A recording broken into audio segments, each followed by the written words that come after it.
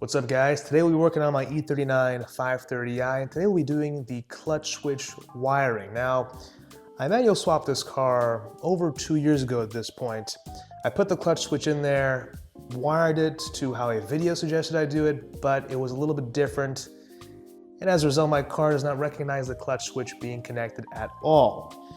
Basically, you run a wire to the DME, there's one to the EWS module, and then one for ground, and I believe an extra one for power. There's 4 wires to this clutch switch. Now, I've gotten around so far, at least the last 20,000 miles, without having the clutch switch wired up properly because I disabled the requirement to have it pushed in for the car to start. So I believe lots of European specification or Japanese specification E39s did not have the requirement to have the clutch depressed to start the car. I've essentially coded my car that way, and it somehow got around the need to have the clutch switch properly wired. Now, if I do scan codes right now, it would say clutch switch not present, which does make sense as it's not properly wired up. I did think it was okay, but I was having some weird symptoms after my manual swap. The biggest issue of not having the clutch switch wired up, in my opinion though, has been having a bit of a weird rev hang between shifts. Now, I kind of got used to it and drove the car accordingly, but when I go back and forth between this car and my 335i, which is also manual swapped, with no rev hang, it was quite noticeable. And going back into this car after driving that car, I'd feel like, why is this taking so long to correct itself? It's as if the car is revving a bit as you put the clutch in, so there's a bit of a disconnect over there. But I read a forum post about this issue specifically, and apparently having the clutch switch not wired incorrectly can cause this very issue. So I'm hoping by wiring it correctly, I will no longer have that weird rev hang, and I can compare it back to back with some footage I've taken in the past. So let's get to it. After scouring the internet for quite a while, looking for some wiring diagrams for the MS43 DME, for my 530, along with some other wiring diagrams for the clutch switch itself, I did come across kind of what each pin should do and where each one should go in the car. But you guys can't see this very well, so give me a second.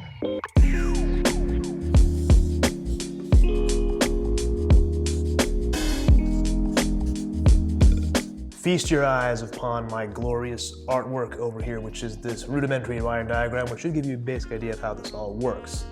Now, I'll put the official BMW diagrams in the description below with some links. I'm gonna put a picture up here as well. You can pause it if you'd like to. The older E39s have a push button sort of older style clutch switch, and the newer ones have a hall sensor or hall switch. I believe it works by magnets. It's the same sensor that my E92 uses as well, so just in case you guys were curious, I believe the earlier sensors, or earlier clutch switches are only 3-wire or 2-wire. This is a 4-wire switch, so it also acts for cruise control as well, which means my car does not currently have working cruise control, which is something else to consider. So now this should all work once this is all wired up, but I'll break it down sort of as we go. Pin 1 is a ground, so it's going to be brown in color with a black stripe.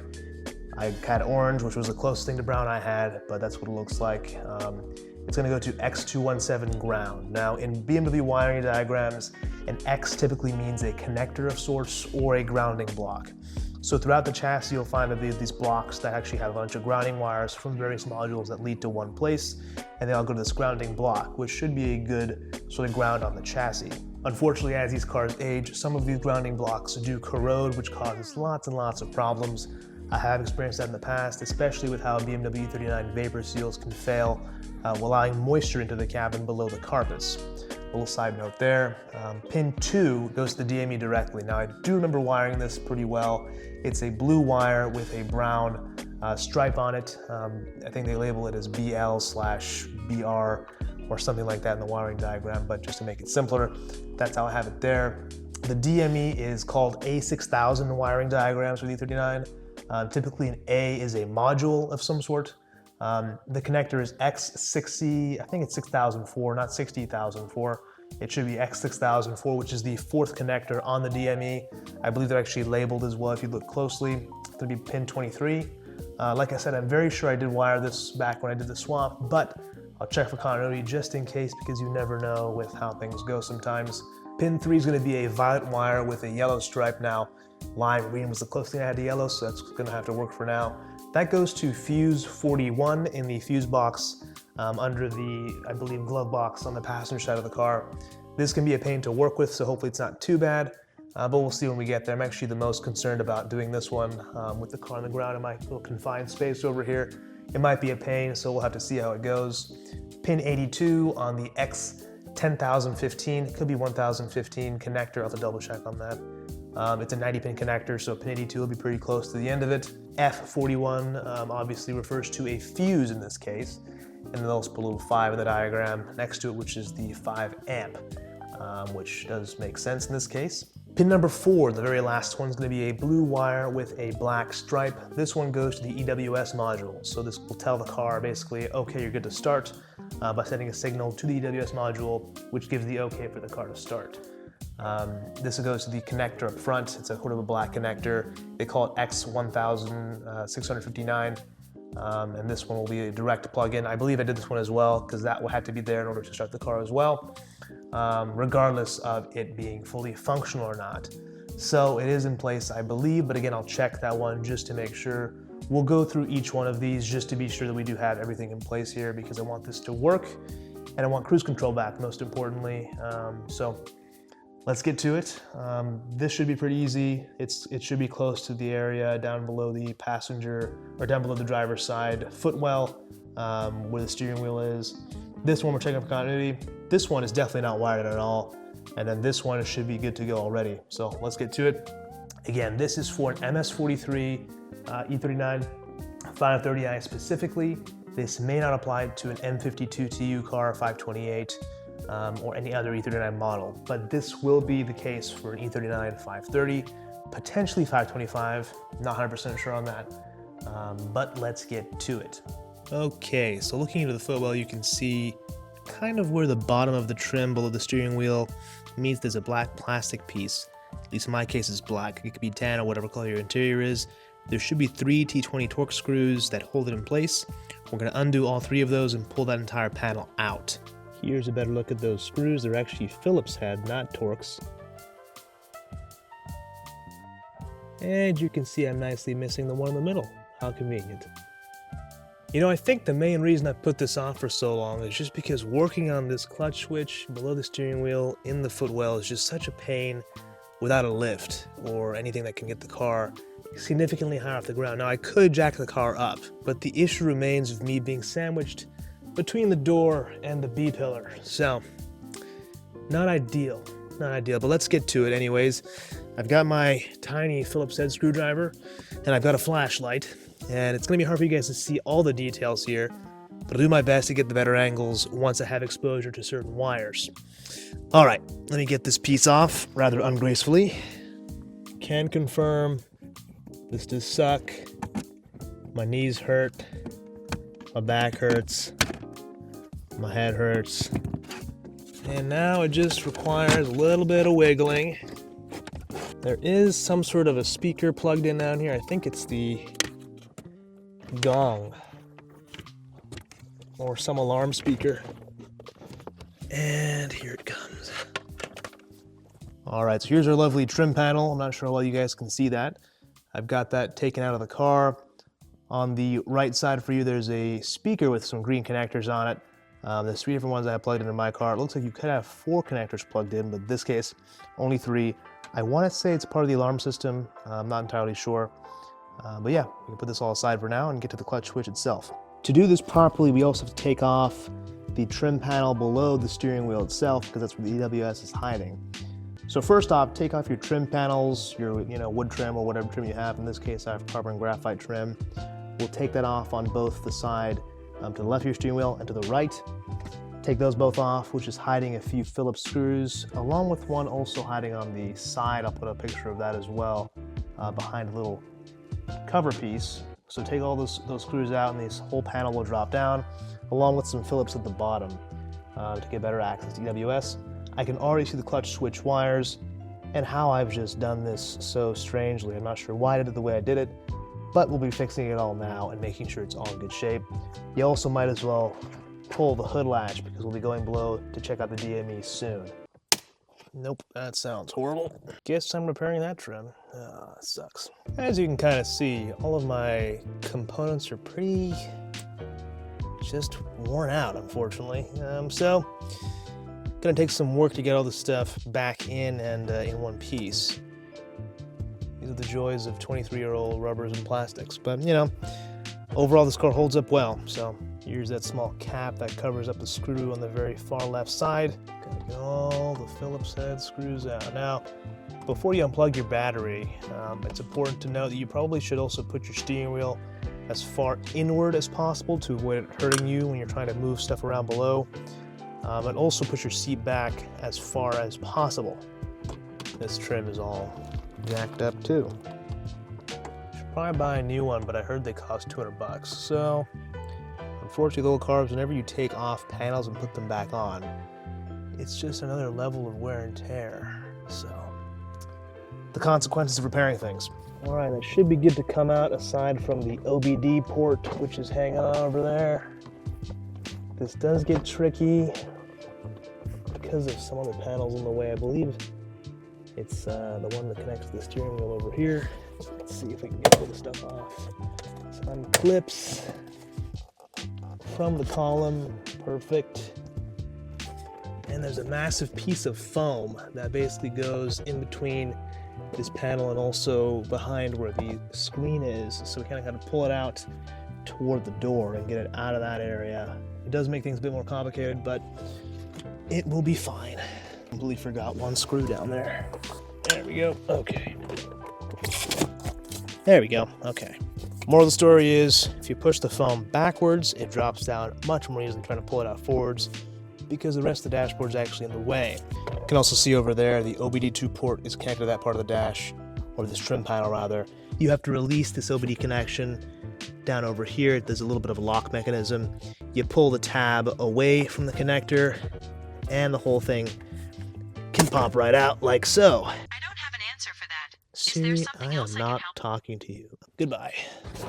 All right, folks, allow me to take you below all of this lovely stuff. I've had to unbolt the EWS module from its bracket. I'll show you why in a moment. Okay, so let me try to give you a lay of the land over here. Over there, that's the door of the car. That's facing outward. This is going directly up.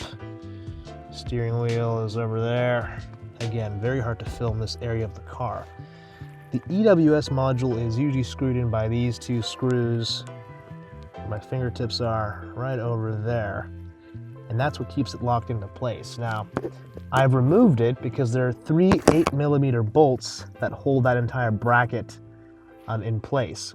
The reason why I'm taking this out is to wire in that first pin on the clutch switch, which, speaking of which, is over here. This is the harness you can buy from BMW.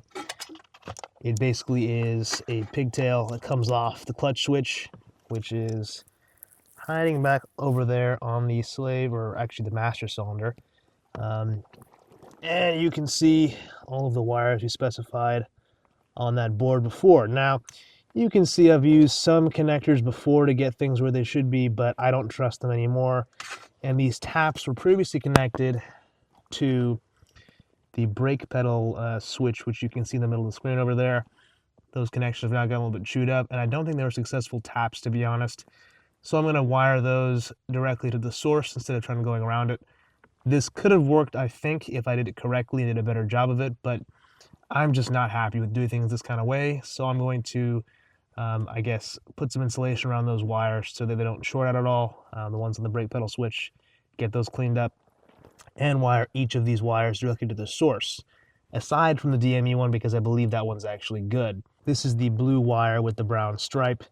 This is actually connected to a blue wire as well. The difference is this actually came from the automatic transmission connector harness. So if you were to follow that back to the DME box, it's been unpinned from the automatic transmission connector harness, and now it lives in the DME, which is where it should be. Now, I don't think this has been a successful heat shrink. I think what happened here was I used that. There's a specific type of heat shrink wrap that has solder built into it, but I don't think it got hot enough. I don't think it melted, so I don't think there's a successful connection going there. Gonna get rid of that, chop it out, and wire this correctly. But first, I'll check for continuity between the wire over here and the one in the DME box, just to be sure. Pin 1, so that's going to be the ground wire. You can see I had a T-tap attached to the one on the brake pedal switch over there.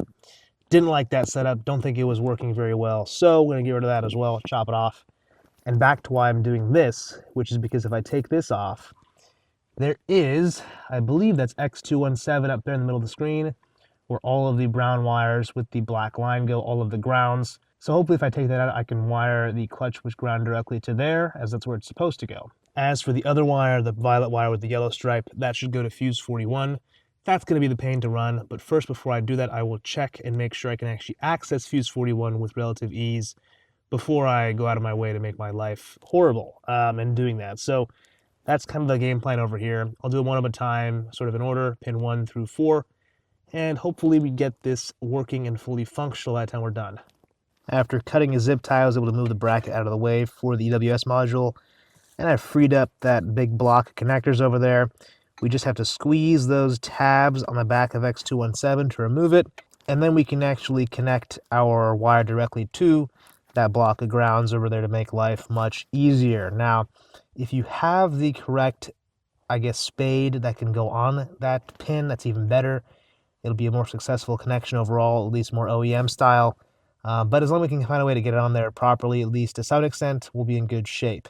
All right, so once you get that X217 block out of there, which is a little bit tricky with all the kind of plastic pins you have to pinch together to push out, and this position doesn't certainly help at all.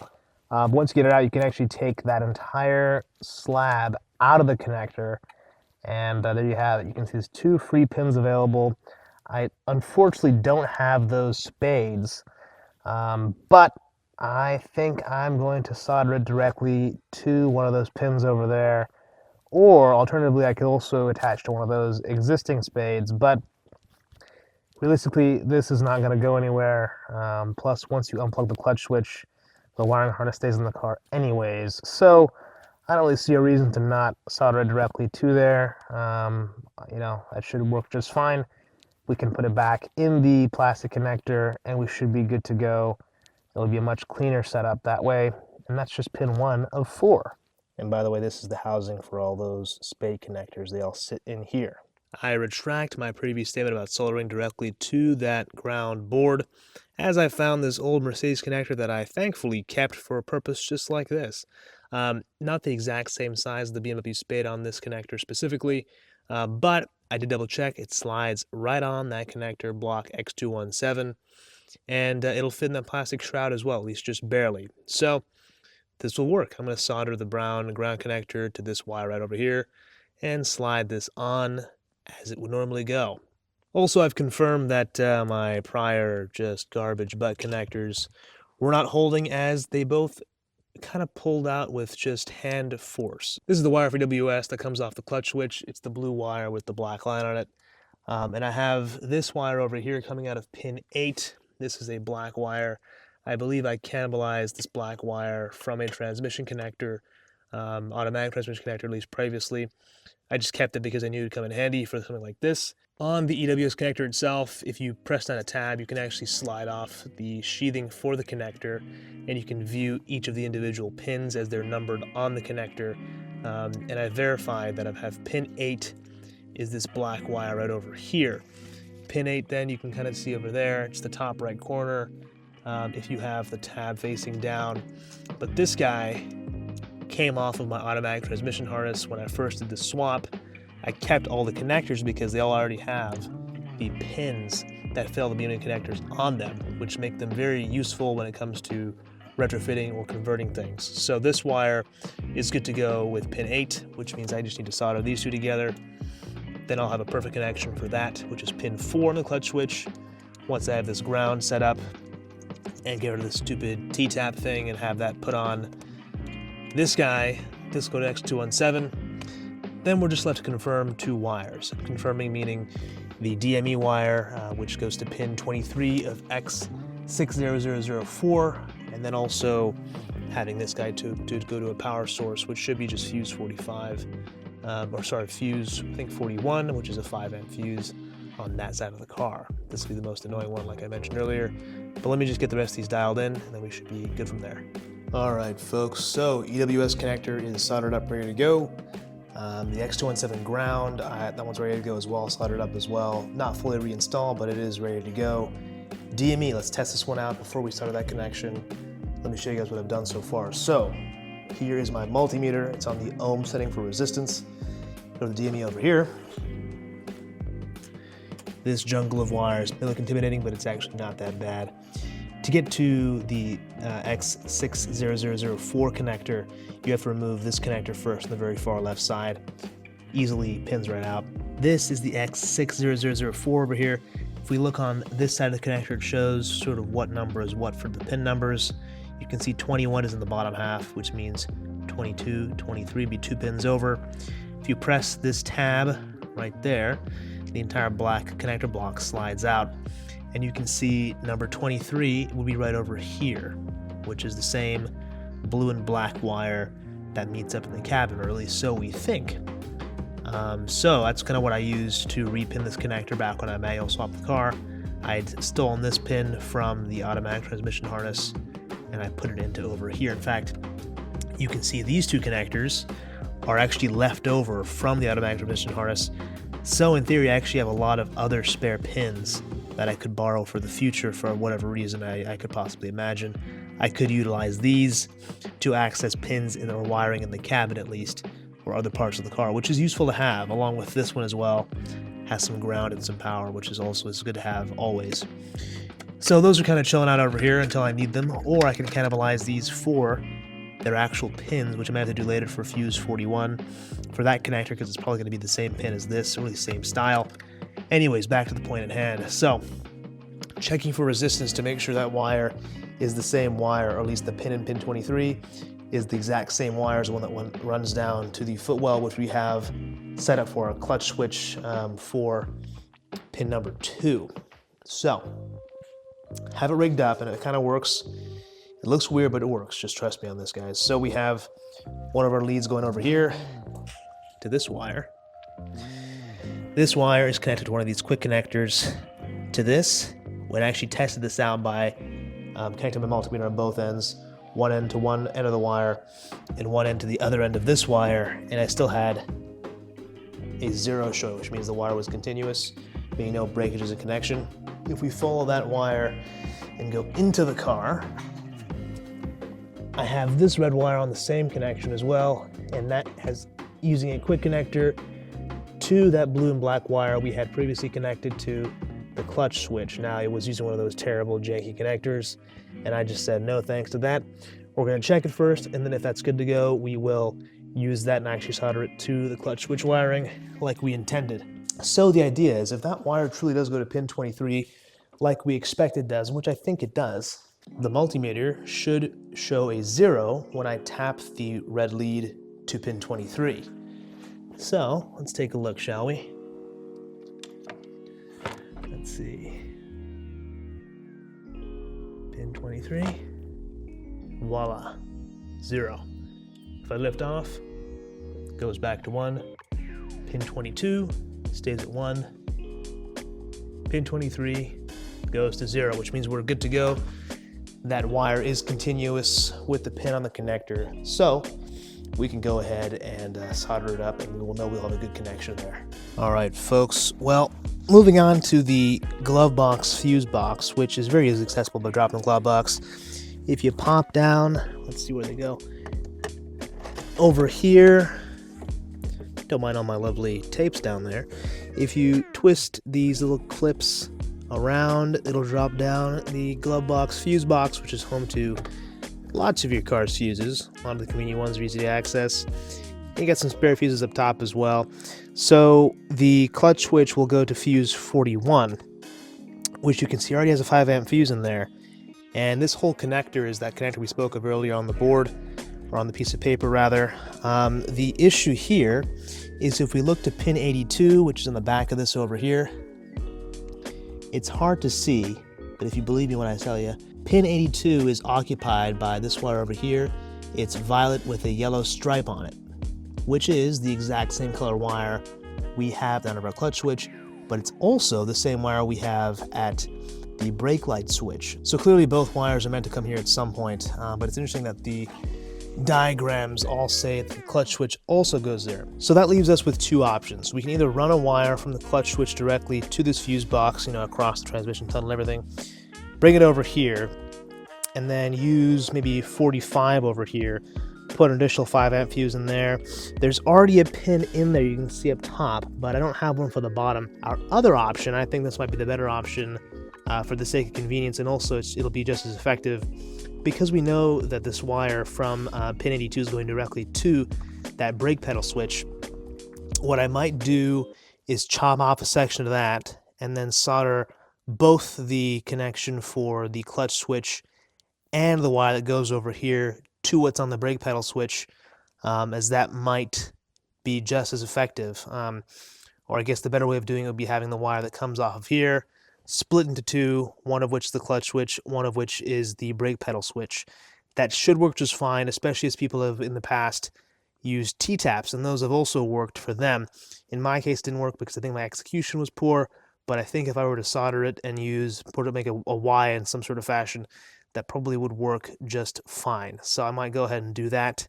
And then we should be good to go. Everything else is already finished up. I've buttoned up the EWS module back in its home, and I've also put the other wires for the other respective modules sort of tucked away in their place. We obviously got to put back all this trim, which will take all of 5 to 10 minutes, so that's not too bad. But yeah, this is looking pretty good. I think I'm going to go ahead and do that, and then I'll meet with you guys when I finish that up, and I'll show you guys what the final product looks like. All right, folks, the engine bay is all taken care of. Just kind of clean that up and remove some butt connectors and put in some proper solder joints. If we go down to the car over here in the footwell, I've tried to make things as tidy as possible. Now, it's a bit hard to see, as you know, in this area of the car, but I have used some OEM-style fabric tape to kind of put connectors together and out of the way. This way they're not impeding in the position of the pedals at all, and once that trim piece is back in this area, it'll all be tucked away nicely. So here's the harness that comes off the clutch switch itself. You can see I've neatly tied it over here, kind of until they all split off in different places. I've wrapped a couple of the wires with the harness that goes to the EWS module over here, and also for the one that goes to the brake pedal switch, where I've tapped into that area over there with the solder joint at the Y. I've kind of made that more inconspicuous to make it a little bit more seamless and a bit tidier as well. But overall, that's pretty much it. It's just a matter of putting the car back together and making sure it all works. Now, I should connect the battery right now and actually test it out and see if it works. So I'll do that real quick, and if all is good to go, I'll finish putting the car back together and I will take it for a test drive, and we should be good after that. Just gotta do some minor things now, like code out my fog lights, because I put LED bulbs in there and I'm getting some errors for those, obviously, because the car is expecting an incandescent bulb with more draw. But after I do that, we'll be good to go, and I'll see you guys, right now. All right, now the question we've all been waiting to hear the answer. Does it work now that we have it all wired up correctly? And yes, it does work. Let me show you guys.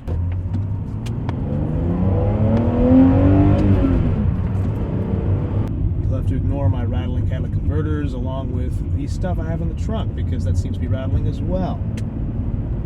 Here's a clip from before the wiring fix, and you can kind of tell there's a bit of a delay, but without seeing my feet depress the clutch, it is a bit more difficult to appreciate the difference. So I can understand if you guys can't tell the difference, but trust me, it does feel quite a lot different when I'm using the car now. It just doesn't really translate that well on camera. So you'll see as I change gears, it's pretty much instantly falling back as it should. And before, the clip I probably would have shown you a second ago, you would see that the revs would hang for a good half a second or so before kind of correcting for the RPMs falling down. But now downshiftting and upshifting, whatever I'm doing, that's third. It's all very seamless. It's more sort of fluid like it is in my 335i. Which you notice especially sort of when you're pushing it more. So right, I'm in fourth, that's third, back to fourth, you get the idea.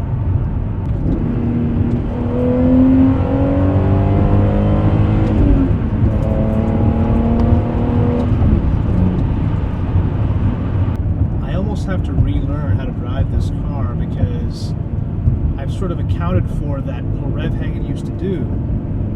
But now that it's so fluid and seamless, it's almost foreign to me. But in a good way, you know, it's not like it's weird at all. This is how it's supposed to be.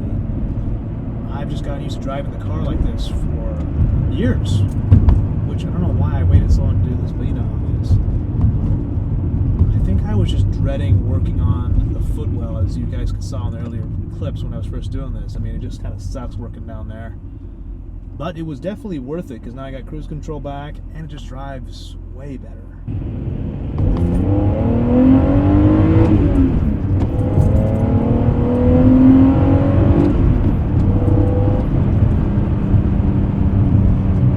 So good.